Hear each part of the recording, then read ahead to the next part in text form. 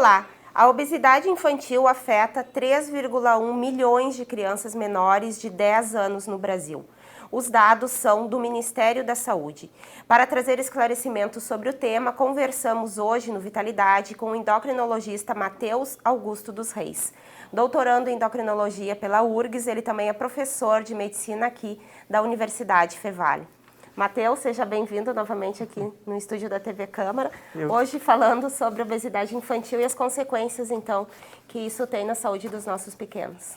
Claro, com certeza. Eu que agradeço o convite também para a gente poder conversar um pouco sobre esse tema que é tão relevante e muitas vezes esquecido pelas famílias e até mesmo por quem acompanha essas nossas crianças. Esse dado do Ministério da Saúde de que 3,1 milhão de crianças estariam obesas, né? Tem também outros dados que falam que uma porcentagem muito maior estaria com sobrepeso, que já é bem perto da obesidade. Doutor, como é feito, melhor dizendo, o diagnóstico da obesidade, né?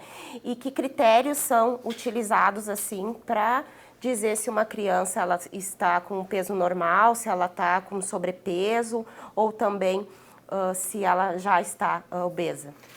O critério que é mundialmente usado, a gente acaba usando o índice de massa corporal, né, que é o IMC, em que a gente calcula o peso e divide ele pelo quadrado da altura, né?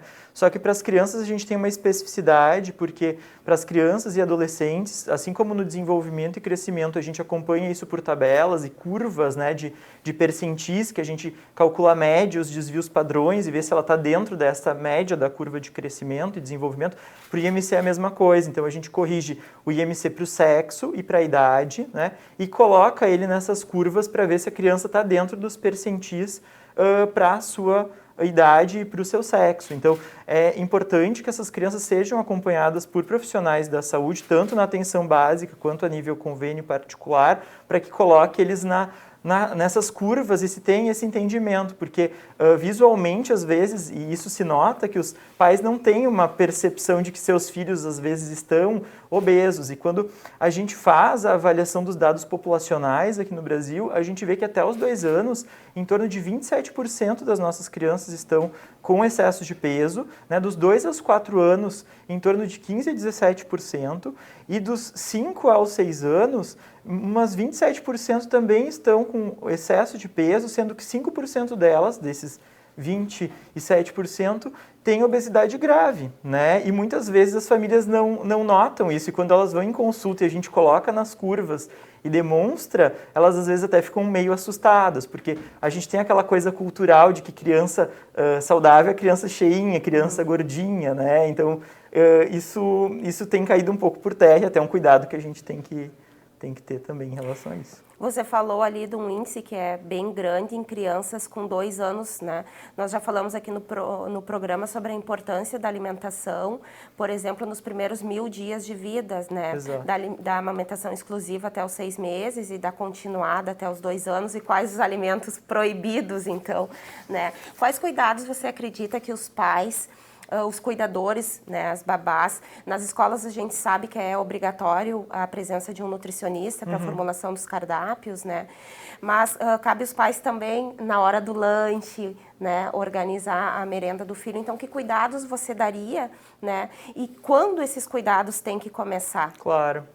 Na realidade, os cuidados com a obesidade infantil, eu acho que isso é muito importante, porque depois que a pessoa se torna obesa, e como o nosso cérebro ele sempre grava o maior peso que a gente atingiu e sempre tenta voltar para aquele peso, independente se a gente faça atividade física e dieta, o mais importante da obesidade é a gente evitar que se desenvolva aquela obesidade. A gente sabe que a obesidade infantil ela já está correlacionada desde a mãe, né? Então, a preocupação já vem de antes da gente ter a concepção da criança, né? Aquela mãe que tem um certo grau de obesidade, se ela puder controlar um pouco o seu peso ao longo né, antes de gestar ou até mesmo durante a gestação, ela controlar o segmento de ganho de peso durante a gestação, né, tentar fazer atividade física e dieta antes da gestação para tentar evitar um diabetes gestacional, porque a gente sabe que tem um grande impacto já nessas crianças, né, de como elas foram concepcionadas, na hora da concepção mesmo delas. Então, mães obesas têm mais chances de ter prole obesa, assim como mães que tiveram diabetes gestacional têm mais chances de terem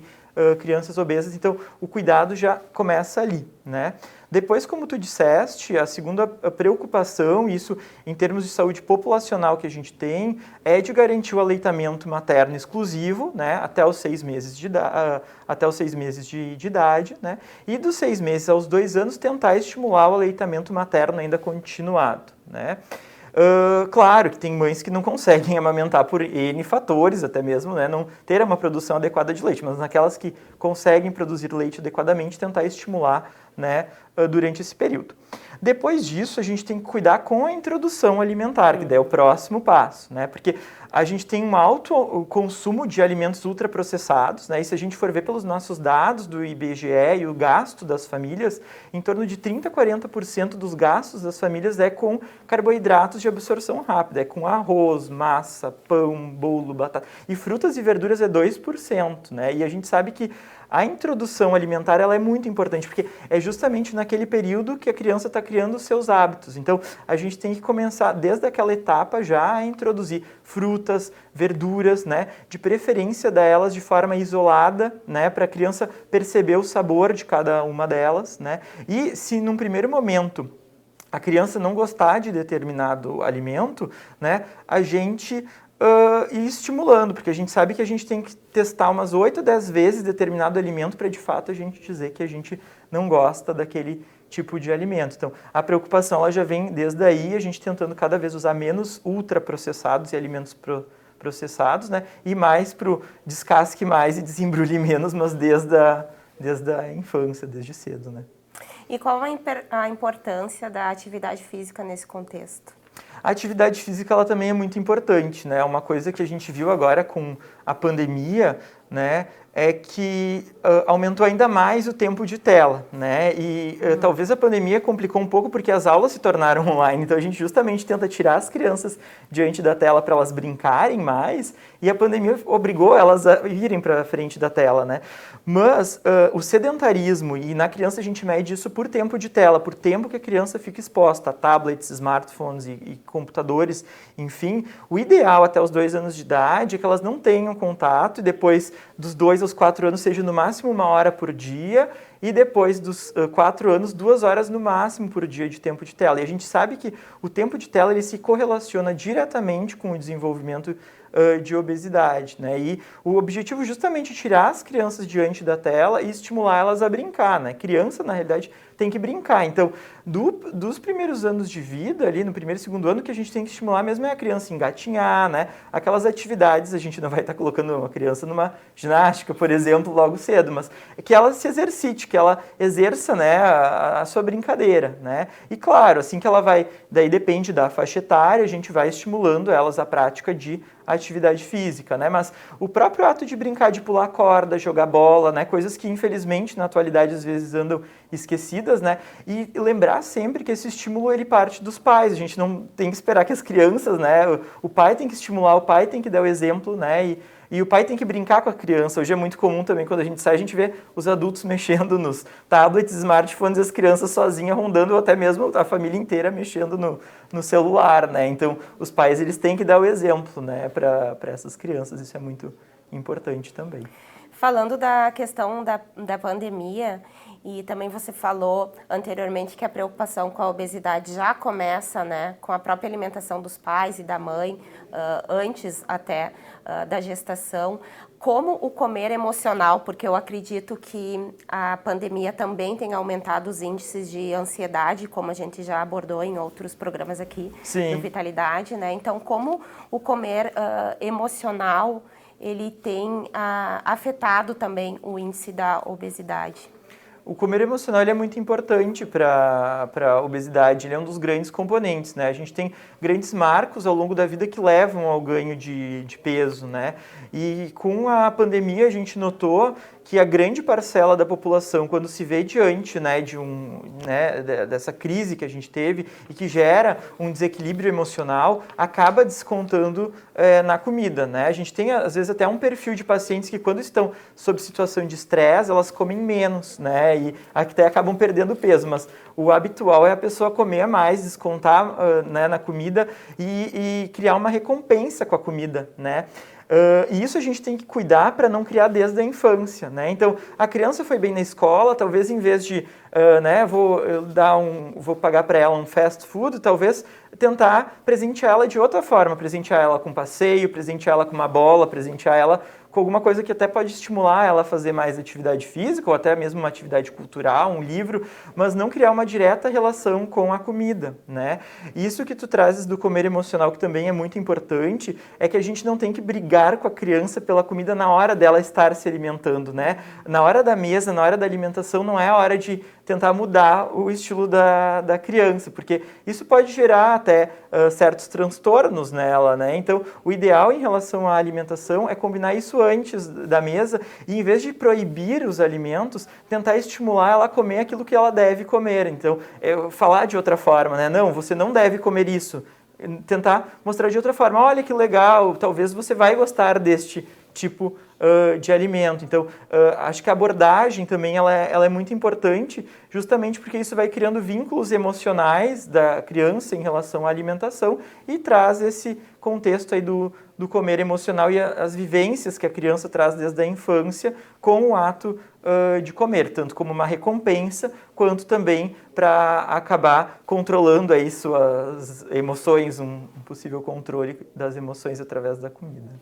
E a questão do sedentarismo, você já tinha falado o quanto, né, a pandemia proporcionou que as crianças, os pais muitas vezes estão tentando fazer um movimento contrário de tirar das telas, né, e com a pandemia eles acabaram fazendo várias atividades, por exemplo, meu filho até o judô, por exemplo, o jiu-jitsu era através, né, do computador, né? Mas o sedentarismo também tem um papel importante nesses índices de obesidade.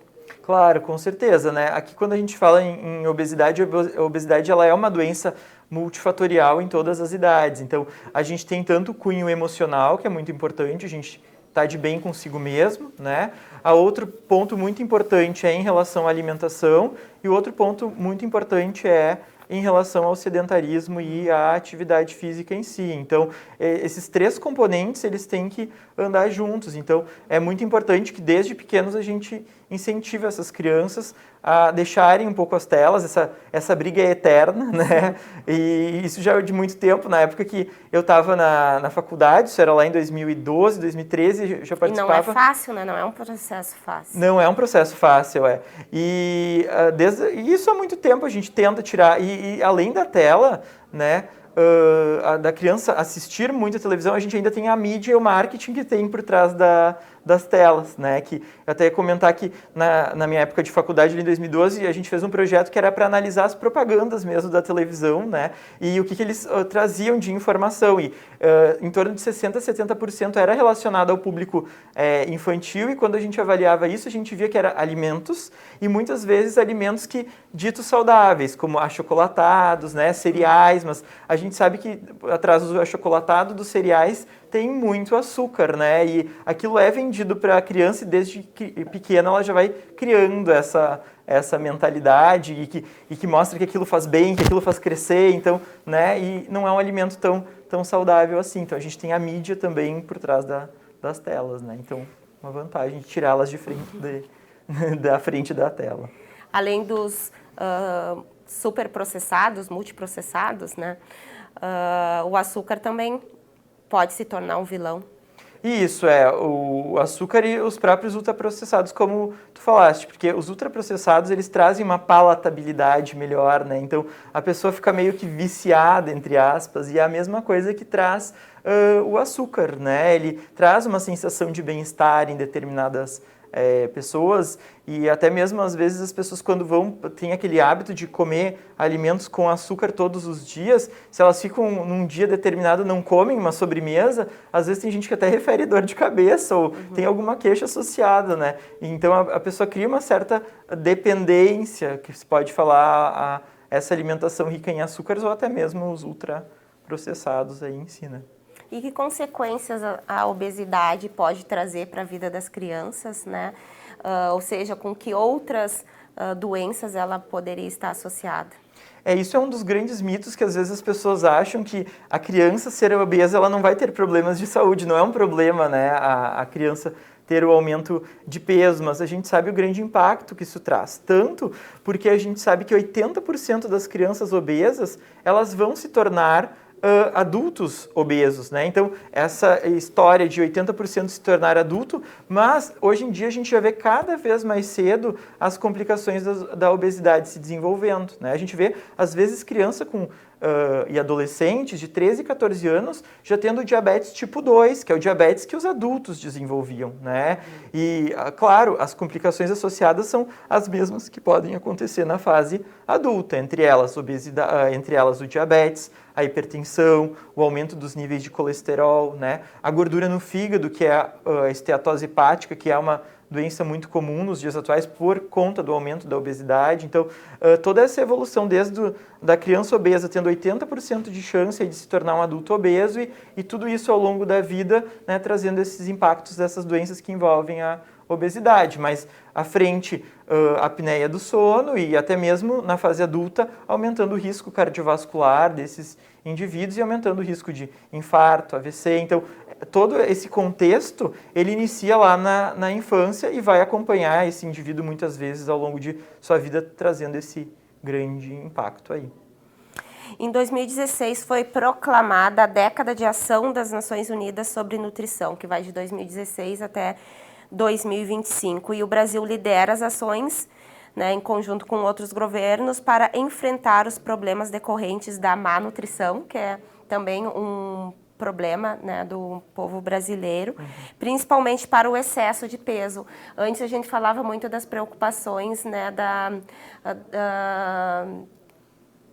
subnutrição, né? E agora começa a aparecer cada vez mais a questão da obesidade, né?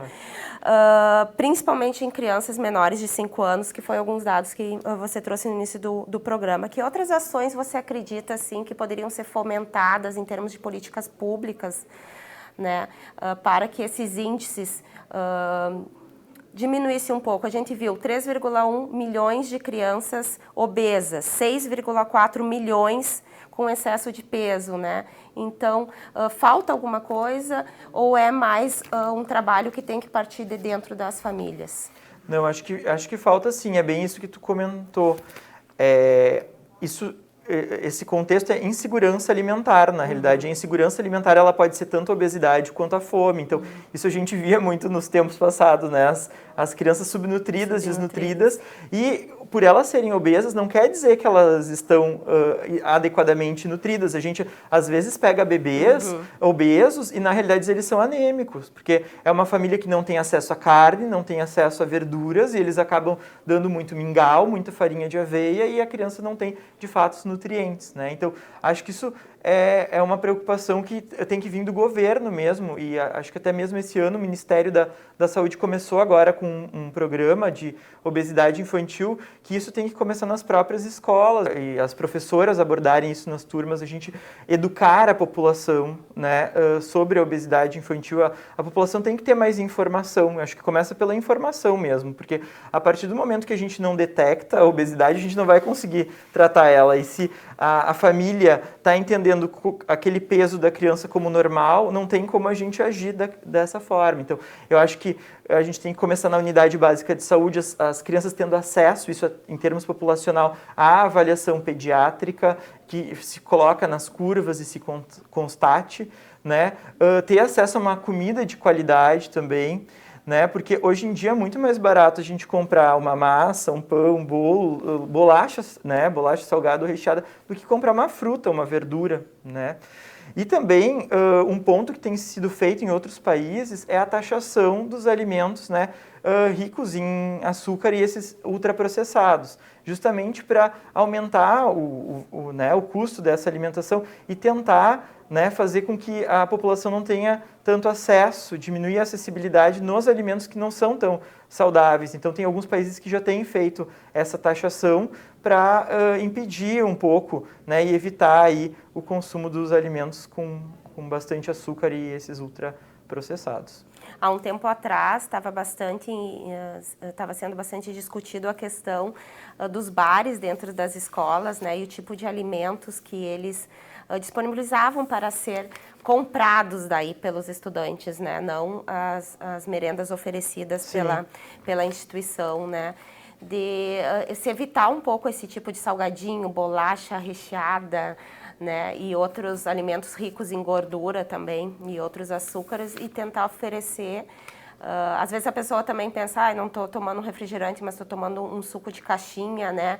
As pessoas também têm umas percepções erradas, às vezes, sobre a qualidade dos alimentos. O senhor também acredita nisso? Acredito sim. A gente, claro que tem um pouco do viés, porque também tem aquela coisa de proibir e não... Porque a pessoa também tem que ter... Ela tem que saber escolher adequadamente. Então, eu acho que a escola como um ambiente de educação, né, e criação dessas crianças, eu acho que é muito importante primar por uma alimentação saudável e adequada, né? Mas a gente também tem que ter a ideia que a criança também...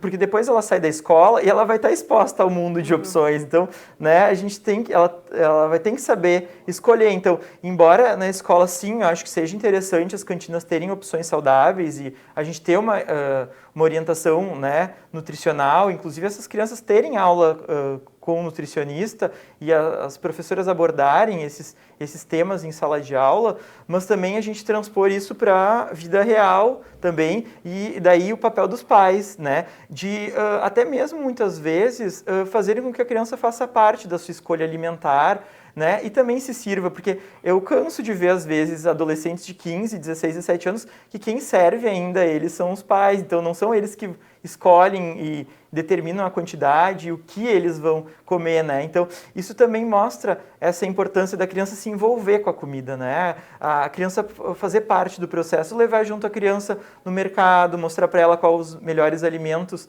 que se poderia comprar, né? Quando se vai fazer determinados alimentos e preparações em casa, convidar a criança a fazer parte, né, desse preparo, né? Também, na hora de se servir, a criança também auxiliar em servir o seu prato, acho que isso é muito importante, né? E quando a gente fala dentro desse contexto de participar, eu também trago a importância da família fazer a refeição junta, pelo menos uma refeição no dia, a família tentar sentar à mesa, né? Tem estudos que mostram que as crianças que fazem pelo menos uma refeição ao dia com os seus familiares são crianças que têm menor tendência à obesidade. Então, esse ato do comer, o ato do parar, que hoje em dia anda um pouco esquecido com a nossa vida corrida e muitas famílias não têm mais voltado na hora do almoço para casa, mas pelo menos no jantar, né, ter esse momento familiar e distanciar da tela, da TV, desligar, né, celular e ser aquele momento em família mesmo. Isso mostra ser também efetivo. Aqui em Novo Hamburgo, falando um pouquinho sobre legislação, nós temos a Lei Municipal número 3.089 de 2018, que institui a Política Municipal de Combate à Obesidade, Obesidade Zero em Novo Hamburgo, que é de autoria do ex-vereador Nácio Luciano, que hoje é secretário da Saúde, né? E a Lei 3.308 de 2021, né, cujo projeto do vereador Gustavo Fink, né, que cria no âmbito do município aqui de Novo Hamburgo a Semana de Combate à Obesidade Infantil, que foi acrescentada a essa lei, então. E essa semana, ela deve acontecer no município na 3ª semana de outubro. Então, coincidentemente, quando a gente está abordando esse tema. E a finalidade é justamente implementar ações eficazes para ampliar a divulgação do combate à obesidade infantil dentro das escolas e da rede municipal de ensino, rede estadual e também particular. Ah, que legal. Acho que isso vem tudo de encontro que ao encontro, na realidade, né, do que a gente está conversando aqui, que eu acho que isso tem que começar lá na ponta, na realidade, né, nos primeiros momentos da criança, tanto no contato do serviço de saúde quanto na escola. Eu acho que isso tem que começar mais cedo do que a gente imagina. A gente já identifica a obesidade, a gente não tem que identificar a obesidade, a gente tem que evitar que ela comece, né? Isso desde a orientação até mesmo quando a mãe vai gestar. Então, acho que isso é muito importante, sim. Agora, em novembro, a gente também aborda a temática relacionada a diabetes, né? Diabetes, falando-se um pouco da saúde do homem, né? Mas a tendência de que uma criança obesa se torne um adulto obeso e desenvolva algum tipo dessas doenças, como você falou anteriormente, a diabetes ou triglicerídeos, é mais alta. É mais alta, sim, porque a obesidade, ela está dentro do contexto de síndrome metabólica, que a gente chama, tá? Porque o aumento do peso, ele causa no corpo um estado inflamatório, né? E esse estado de inflamação, ele gera uma resistência insulínica, uma dificuldade da ação da insulina, que acaba abrindo caminho para diversas complicações relacionadas a esse aumento do peso, tá? Então, geralmente a síndrome metabólica, com essa resistência à insulina, ela vem associado à dislipidemia, que é o aumento dos níveis de colesterol, tá? A gente tem associado também a hipertensão, né? O diabetes, por esse próprio mecanismo, como a insulina tem dificuldade de agir, o corpo produz mais insulina, mas chega uma hora que ele não dá conta e começa a aumentar os níveis de glicose, causando o diabetes, né? Então, a gênese do diabetes também envolve a obesidade, os dois estão muito correlacionados, e também os eventos de trombose ou AVC e infarto por aumento dos fatores trombóticos. Então, sim, a diabetes está intimamente correlacionada, a diabetes tipo 2, principalmente, à obesidade, essa síndrome metabólica que junta todas essas comorbidades aí que são associadas. Matheus, você tem um Instagram onde costuma dar dicas, né, de saúde, qualidade de vida, fala um pouquinho. Essa semana eu vi algumas postagens sobre a questão do açúcar, né, e você fez umas perguntas para os teus seguidores, se alguém tinha alguma dúvida em relação a diabetes, obesidade infantil, né? Uhum. Surgiu alguma coisa diferente do que a gente falou hoje? Você gostaria de trazer mais alguma informação sobre o tema? Eu acho que não, acho que meio que a gente foi conversando aqui hoje, talvez até umas respostas das perguntas foram direcionadas aí às perguntas que foram feitas, né? E eu acho que o mais importante é a gente saber identificar e se preocupar com essa identificação da obesidade, mas as perguntas aí abarcaram as perguntas que tinham sido feitas. Então, vou pedir para você fazer as considerações finais sobre o assunto. Se quiser trazer mais algum tema que a gente não tenha abordado no decorrer do programa e deixasse uma mensagem, então, para os pais, né, para as próprias crianças e adolescentes que estão nos assistindo, para a nossa comunidade. Tranquilo. Então, eu agradeço mais uma vez o convite e eu acho que o mais importante que a gente frisou hoje é a gente tratar a obesidade infantil com seriedade, né? A gente tem que, no primeiro momento, identificar ela, né? E, a partir disso, montar estratégias para que a gente consiga mudar, né? E tentar melhorar o desfecho dessa criança para que ela não se torne um adulto obeso e que ela não desenvolva essas complicações, né? Porque às vezes a gente se preocupa demais com as complicações, mas a gente se esquece o que a gente pode fazer para evitar essas complicações, né? E muitas vezes o que a gente consegue fazer para evitar é o que a gente deveria fazer no nosso dia a dia, né? Então, é colocar as crianças para brincarem mais, né? É conviver mais com os nossos, enfim, quem tem filho, né? Conviver mais com os filhos, com as crianças, né? E sempre lembrar, muitas vezes, que os pais são um grande exemplo, né? Eu não posso cobrar do meu filho uma coisa que eu não estou dando exemplo para ele, né? Às vezes o meu filho até pode não me ouvir, mas se ele vê o que eu faço, muito mais possível que ele copie o que eu faço do que eu digo para ele, né? Então, eu tenho que ser o exemplo e eu tenho que mudar isso, né? E tentar ofertar cada vez mais para as crianças alimentos saudáveis. Então, desde os primeiros momentos para até mães gestantes aí, né? Ou mães com crianças nos primeiros anos de vida, né? Dentro do possível, aleitar as crianças com aleitamento materno por o maior tempo que for possível, né? E, se possível, até os 2 anos de idade, que isso de fato traz um grande impacto. E já na introdução alimentar dessas crianças, tentar ofertar uma maior quantidade de frutas, verduras, porque esse é um momento muito importante, como tu tinha referido no início do programa, dos 1000 dias, né? Esse é um momento essencial, esses primeiros meses e anos de vida. Então, é aí que a gente vai estar, de fato, intervindo e interferindo nos desfechos dessas crianças. É isso. Matheus, muito obrigada, então, pela sua participação aqui no nosso programa, que hoje abordou o tema obesidade infantil. Obrigado mais uma vez pelo convite. Termina aqui mais um Vitalidade pela TV Câmara, canal 16 da Claronet. Nosso bate-papo de hoje foi sobre obesidade infantil. Conversamos então com o endocrinologista Matheus Augusto dos Reis. Ele é doutorando em endocrinologia pela URGS e também professor de medicina aqui da Universidade Fevale. O programa será reprisado pela TV Câmara, canal 16 da Claronet. E essas e outras edições do Vitalidade estão disponíveis no nosso canal do YouTube. Muito obrigada pela sua companhia e até o próximo programa.